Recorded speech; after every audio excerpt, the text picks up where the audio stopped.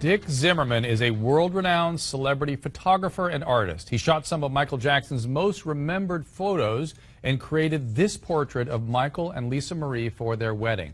His 1982 cover for Michael's Thriller album is iconic. Dick Zimmerman joins us tonight. Dick, after you took the wedding portraits, you went, I guess, to Lisa Marie and Michael's suite. What did you see there? Well, it was a funny story. You know, I got there really late. It was about midnight, and the maid let me in, and I hung around. It was kind of dark in there, and I asked when Michael was coming down, and I waited. It was a good half hour, and no Michael. So I'm wondering what's going on. I noticed there was a fellow standing next to a pole not too far away, and I went over just to see. I thought maybe he was a bodyguard or something, and I said, do you have any idea? And I went closer and closer. I said, do you have any idea when Michael is coming down? You know, it was late, and all of a sudden I get closer, and he starts laughing, and it's Michael. He was wearing a mustache and a beard. You know, very, very playful, very, very surprising. We laughed. It was really fun. Did you eventually sort of develop a friendship with him after working with him for a while? I did. Well, that particular night was a very, very good night.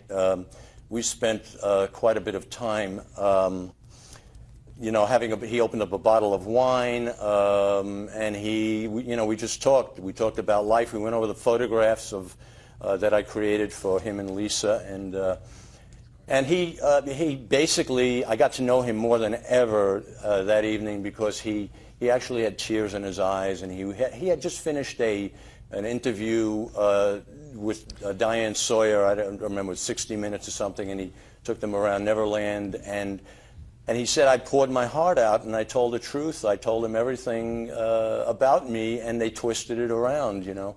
And he says, I don't know what to do anymore, you know. I tell the truth, and it doesn't work, you know.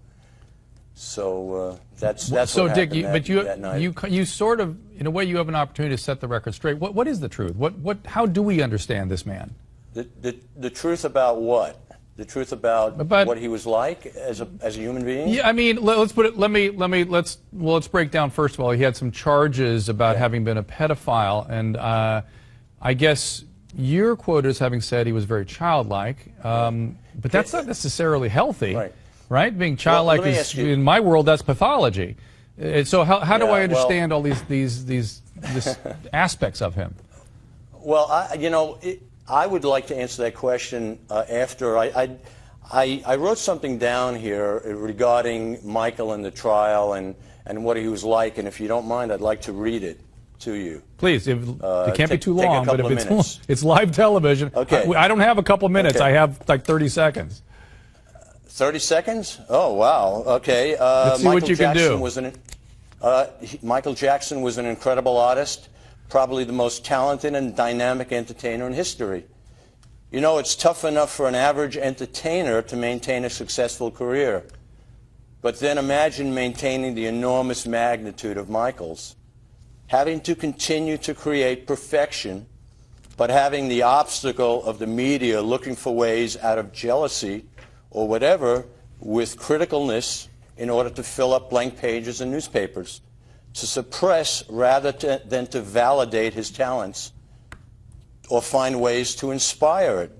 Suppression, unfortunately, in this country usually leads to drugs. Sure, Dr. Murray is guilty of negligence and should be punished and take responsibility for his negligence. Dr. Murray just happened to be there at the end, the fall guy. But Michael started to die years ago from trying to handle the suppression from his media attackers. They were constantly looking for ways to bring him down.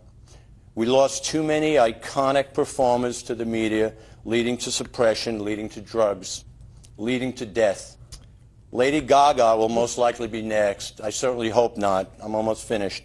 Michael was highly misunderstood. He loved children, was totally concerned for their future on this environmentally strained planet, but compassionate. Very compassionate. Michael. I'm gonna interrupt you, and I appreciate your comments. I'm almost there. The media couldn't have it any other way. Okay? Michael is compassionate. No one can be that compassionate. So let's see how we can twist that into a negative. Oh, how about turning it into child molestation? Well, yeah, that works.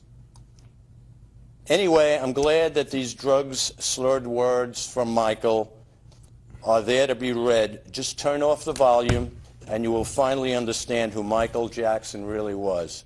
So thank you for letting me get that in there.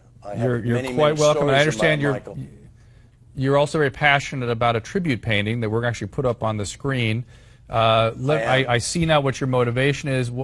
Just explain to us what it means for you, and then we have to go out on break. Okay, basically I created this. I basically created this tribute painting for Michael. It's a montage filled with the images of the 3 photo sessions that I had with him: the Thriller session, the Spielberg session where he narrated the E.T. album, and my exclusive portraits